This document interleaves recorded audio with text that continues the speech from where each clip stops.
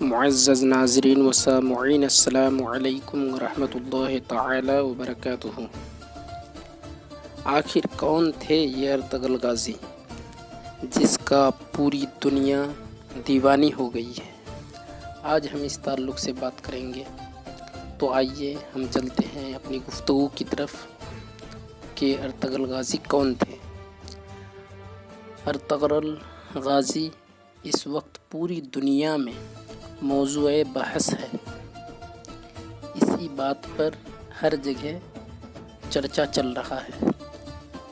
پچھلے 5 سالوں سے ترکی، پاکستان، بھارت، عرب ممالک، یورپین ممالک، ویسٹرن دنیا اور امریکہ میں ارطغرل غازی کے کردار پر بحث ہو رہی ہے کہ یہ ہے کیا، کون تھا ارطغرل غازی؟ ارطغرل غازی واقعی کوئی حقیقی کردار ہے یا پھر ایک فرضی کردار ہے؟ کیا واقعی دنیا کی سب سے عظیم سلطنت خلافت عثمانیہ کا حقیقی بانی یہی ارطغرل غازی ہے؟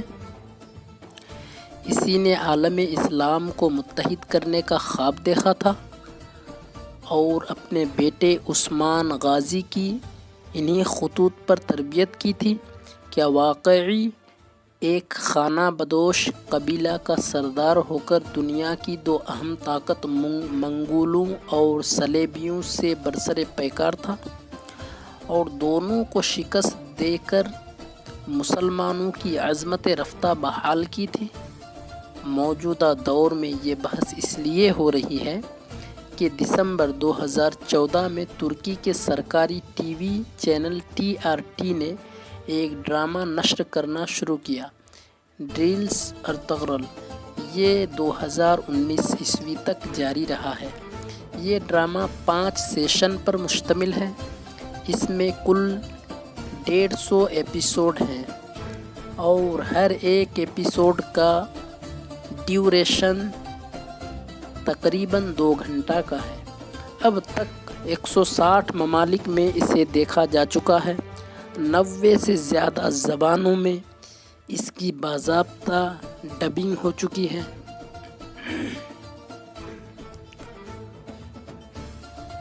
اس ڈرامہ کو دیکھ کر کئی لوگ اسلام قبول کر چکے ہیں۔ بڑی تعجب کی بات ہے، اس ڈرامہ کے رائٹر اور ڈائریکٹر محمد بزدیگ ہیں اور اس کے اصل ہیرو انجن آلتن ہیں، جنہوں نے ارطغرل غازی کا کردار ادا کیا۔ اس ڈرامے میں یہ دیکھا گیا ہے کہ 13ویں صدی میں کائی نام کا ایک ترک قبیلہ تھا جو منگولوں کے ظلم و ستم سے پریشان تھا۔ موسم وبا اور پہاڑوں کی ٹھنڈک نے اسے پریشان کر رکھا تھا۔ بھیڑیا چرانا اس کا پیشہ تھا۔ اس قبیلہ نے امیر حلب سے زمین حاصل کر کے شام کے علاقے میں وہاں اپنے قبیلہ کو آباد کیا، جہاں صلیبیوں سے مسلسل اس کی لڑائی رہی اور بالآخر اس قبیلہ کے جانبازوں نے حلب کے علاقے میں صلیبیوں کے خفیہ قلعہ کو مسمار کر دیا۔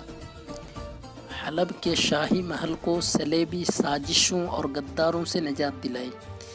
اس قبیلہ کا سردار شاہ سلیمان تھا، جس کی جنگ سے واپسی کے وقت دریا میں ڈوبنے سے موت ہو گئی۔ اس کے بعد شاہ سلیمان کا تیسرا بیٹا ارطغرل اس کا سردار بنا اور اس نے کچھ جنگجوؤں اور قبیلے کے کچھ لوگوں کے ساتھ اناطولیہ کی طرف سفر کیا۔ اسی علاقے میں اپنا قبیلہ آباد کیا۔ یہاں اس نے منگولوں اور صلیبیوں دونوں سے مسلسل لڑائی کی، دونوں کی شکست سے دوچار کرتا رہا اور کئی صلیبی قلعوں کو اس نے فتح کر لیا۔ فتوحات کا آغاز ارطغرل نے ہانلی بازار سے کیا، جو آج بھی ترکی میں موجود ہے اور یہ دنیا کے قدیم ترین بازاروں میں سے ایک ہے۔ ارطغرل کی جنگی صلاحیتوں اور کامیابیوں سے خوش ہو کر سلجوق سلطنت کے فرما روا سلطان علاء الدین کی قیبقاد نے سوغات کا علاقہ دے دیا اور ارطغرل کو وہاں کا سردار اعلیٰ بنا دیا۔ ارطغرل کی بیوی حلیمہ سے 3 بچے پیدا ہوئے۔ سب سے چھوٹا عثمان تھا، جس کے بارے میں ارطغرل نے کئی مرتبہ خواب دیکھا کہ عالم اسلام کو متحد کرے گا اور دنیا کی عظیم سلطنت قائم کرے گا۔ خفیہ تنظیم سفید داڑھی والوں نے بھی عثمان کی آمد کا تذکرہ کیا۔ عثمان نے جوان ہونے کے بعد قبیلہ کی ذمہ داری سنبھال لی اور اپنے والد کی طرح یہ بھی منگولوں اور صلیبیوں کے خلاف برسر پیکار ہو گیا۔ عثمان کی قابلیت اور اس کی پوری مہم کو باضابطہ ایک ڈرامہ کورولوس عثمان میں اب پیش کیا جا رہا ہے، جس کے 19 ایپیسوڈ اب تک ریلیز ہو چکے ہیں۔ اس ڈرامہ میں خلافت عثمانیہ کا قیام دکھایا جائے گا۔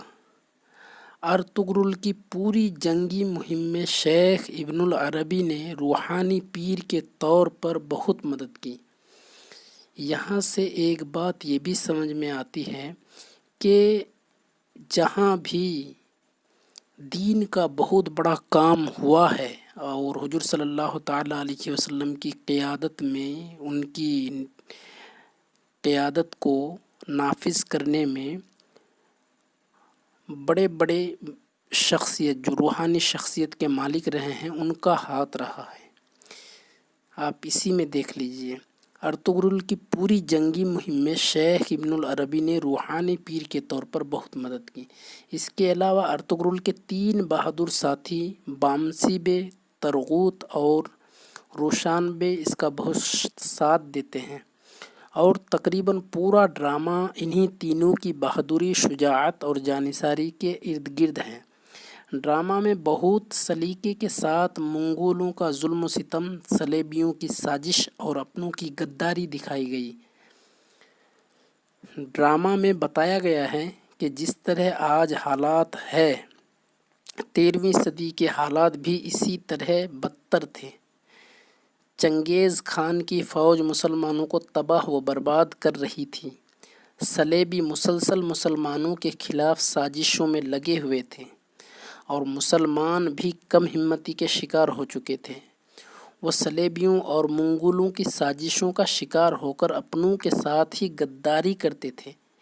ان مشکل حالات میں ارطغرل غازی نے عالم اسلام کو متحد کرنے اور انہیں ذلت و خواری سے نکالنے کا خواب دیکھا۔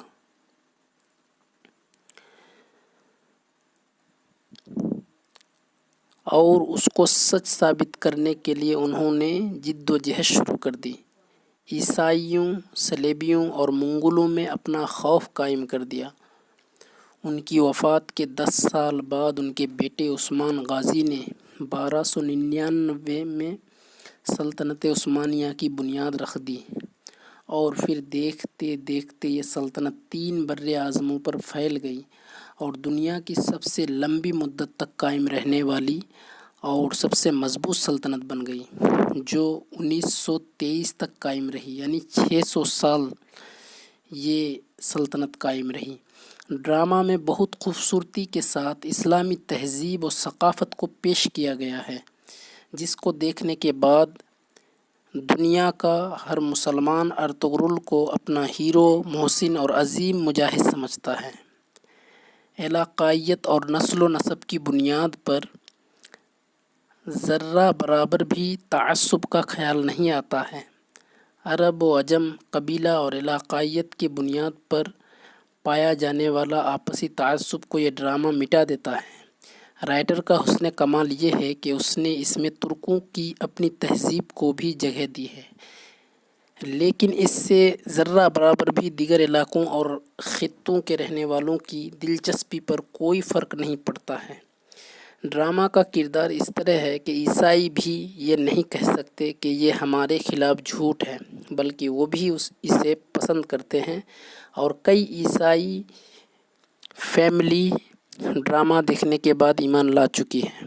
یہ ساری تفصیلات ڈرامہ کے کردار کی یہ جانتے ہیں کہ ارطغرل غازی اب آئیے یہ جانتے ہیں کہ حقیقت کے بارے میں کیا کہتی ہے۔ کیا ڈرامہ میں جو کچھ دکھایا گیا وہ تاریخ میں موجود ہے؟ حال ہی میں BBC نے ایک مضمون لکھ کر یہ تاثر دینے کی کوشش کی تھی کہ ارطغرل ڈرامہ میں جو دکھایا گیا ہے وہ خلاف حقیقت اور تاریخ کے برعکس ہے۔ کئی یورپین اور امریکی دانشوروں نے بھی اس ڈرامہ پر سوال اٹھایا ہے اور کہا ہے کہ ارطغرل ایک گمنام ہے جسے ترکی کے صدر رجب طیب اردوغان نے زبردستی ہیرو بنا کر پیش کر دیا ہے۔ آئیے جانتے ہیں سچائی کیا ہے۔ ارطغرل کے حوالے سے تاریخ میں زیادہ تذکرہ نہیں ہے، تاہم جو تذکرہ ہے اس سے ڈرامہ کے اکثر کردار میں یکسانیت پائی جاتی ہے۔ تاریخ پڑھنے اور ڈرامہ دیکھنے کے بعد آپ یقینی طور پر یہی کہیں گے کہ ڈرامہ میں جو کچھ دکھایا گیا ہے وہ حقیقت پر مبنی ہے اور اس وقت کے یہی حالات تھے جیسا ڈرامہ میں بتایا گیا ہے۔ ارطغرل ترک زبان کا لفظ ہے۔ یہ دو لفظوں ار اور طغرل سے مل کر بنا ہے۔ ار کے معنی آدمی، سپاہی یا ہیرو کے ہیں، جبکہ طغرل کا معنی عقاب پرندے کے آتے ہیں، اسی کو شاہین بھی کہتے ہیں۔ ارطغرل کی ولادت 1190 میں ہوئی اور وفات 1280 میں، یعنی 90 سال کی عمر میں ارطغرل غازی ایک بہادر، نڈر، بے خوف، عقلمند، دلیر، ایماندار اور باروب سپاہی تھا۔ وہ ساری عمر سلجوقی سلطنت کا وفادار رہا۔ مولانا اکبر شاہ نجیب آبادی نے اپنی کتاب تاریخ اسلام میں لکھا ہے کہ ارطغرل اپنے 400 جنگجوؤں کے ساتھ اناطولیہ جا رہے تھے۔ وہاں انہوں نے دیکھا دو فوجیں آپس میں لڑ رہی ہیں۔ ایک فوج جیت رہی تھی اور دوسری فوج شکست کھانے کے قریب پہنچ چکی تھی۔ ارطغرل نے اس وقت اپنے ساتھیوں کے ساتھ شکست خوردہ فوج کا ساتھ دیا۔ ارطغرل نے شکست خوردہ فوج کا ساتھ محض اپنی اس فطرت کی وجہ سے دیا کہ وہ کمزوروں اور مظلوموں کا ساتھ دینا فرض سمجھتا تھا۔ اس نے یہ جاننے کی کوشش نہیں کی کہ یہ فوج کون سی ہے اور اس کے بدلے کیا انعام ملے گا۔ ارطغرل کے حملہ کے بعد جیتی ہوئی فوج شکست سے دوچار ہو گئی اور جو فوج ہار رہی تھی وہ جیت گئی۔ اس طرح جنگ کا پانسا بدل گیا۔ ارطغرل نے جس فوج کا ساتھ دیا تھا وہ سلجوق سلطنت کی فوج تھی اور سامنے منگولوں کی فوج تھی۔ بعض مورخین نے صلیبی فوج لکھا ہے۔ بہرحال سلجوق سلطان علاء الدین نے ارطغرل کی اس بہادری سے خوش ہو کر انہیں سوغوت کا علاقہ جاگیر کے طور پر دے دیا اور اپنا سردار اعلیٰ منتخب کیا۔ مشہور مورخ کیرولائن فینکل لکھتی ہیں کہ جس اناطولیہ میں یہ ترک قبائل پہنچے تھے وہاں بہت عرصے سے کئی نسلوں اور مذاہب کے لوگ آباد تھے، جن میں یہودی، آرمینیائی، کرد، یونانی اور عرب شامل تھے۔ اس علاقے کے مغرب میں ماضی کے مقابلے میں بہت کمزور بازنطینی سلطنت تھی، جس کا اختیار اچھے دنوں میں اناطولیہ سے ہوتا ہوا شام تک تھا، اور مشرق میں سلجوق، جو اپنے آپ کو رومی سلجوق کہتے تھے۔ 13ویں صدی کے وسط میں منگولوں کے ہاتھوں شکست نے سلجوقیوں کو کمزور کر دیا اور وہ منگولوں کو نذرانے دینے پر مجبور ہو گئے تھے۔ ماضی کے دو طاقتور حکومتوں کا اختیار ان کی سرحدوں کے درمیان واقع غیر یقینی صورتحال کے اس علاقے میں نہ ہونے کے برابر تھا، لیکن یہ صرف جنگجوؤں کے آماجگاہ نہیں تھا۔ مہم جوئی کرنے والوں کے علاوہ یہاں وہ لوگ بھی تھے جن کے پاس جانے کے لیے کوئی اور جگہ نہیں تھی۔ معتبر تاریخی حوالوں سے یہ بھی معلوم ہوتا ہے کہ ارطغرل کا تعلق ترک قبائل کی شاخ قائی قبیلہ سے تھا اور ان کا خاندان بیگ سردار کہلاتا تھا۔ یہ قبیلہ عقیدتاً اہل سنت والجماعت سے منسلک اور مسلکاً حنفی تھا۔ تاریخ کی کتابوں میں ارطغرل کی زندگی کے احوال اور ان کی سرگرمیوں سے متعلق زیادہ معلومات نہیں ملتیں، البتہ ان کے بیٹے عثمان اول کے ڈھالے ہوئے سکوں سے تاریخی طور پر ان کے وجود کی تصدیق ہوتی ہے۔ ان سکوں میں عثمان اول نے اپنے والد کا نام ارطغرل ضرب کروایا تھا۔ 7 صفحات پر ایک قدیم دستاویز بھی ترکی میں موجود ہے جس میں ارطغرل غازی کی منگولوں اور صلیبیوں کے ساتھ اور اس کی جد و جہد کا تذکرہ موجود ہے۔ عثمانی دستاویزات میں ارطغرل کا نسب بھی ملتا ہے۔ کئی مورخین نے لکھا ہے کہ ارطغرل غازی اسلام کی سربلندی کی خاطر جد و جہد کر رہے تھے اور اس وقت کے موجود ترک قبائل سے ان کی سوچ بالکل الگ تھی۔ ایک عظیم مشن اور مقصد کے تحت وہ ترک قبائل کو متحد کر رہے تھے اور صلیبیوں اور منگولوں کے ساتھ لڑتے تھے۔ ان کی آرزو تھی کہ ایک عظیم اسلامی سلطنت کا قیام عمل میں آئے۔ وفات کے 10 سال بعد سب سے چھوٹے بیٹے غازی عثمان اول نے ان کا یہ خواب پورا کیا اور ایک عظیم الشان سلطنت عثمانیہ کی بنیاد رکھی۔ ترکی کے شہر سوغوت میں ارطغرل کے نام کی ایک مسجد اور ایک مزار ہے۔ ارطغرل کے بیٹے عثمان نے اس کی تعمیر کی تھی اور پھر عثمان کے بیٹے ارحان غازی نے اضافہ کیا۔ اسی مقبرہ میں حلیمہ سلطان اور ترغوت وغیرہ کی بھی قبریں ہیں۔ ناظرین، ڈرامہ میں پیش کیے گئے پلاٹ اور تاریخ میں درج واقعات کا جائزہ لینے کے بعد ہم اس نتیجہ پر پہنچے ہیں کہ ڈرامہ اور تاریخ میں کوئی تضاد نہیں ہے۔ ڈرامہ میں پیش کی گئی فکر، جد و جہد، صلیبیوں اور منگولوں سے لڑائی حقیقت پر مبنی ہے۔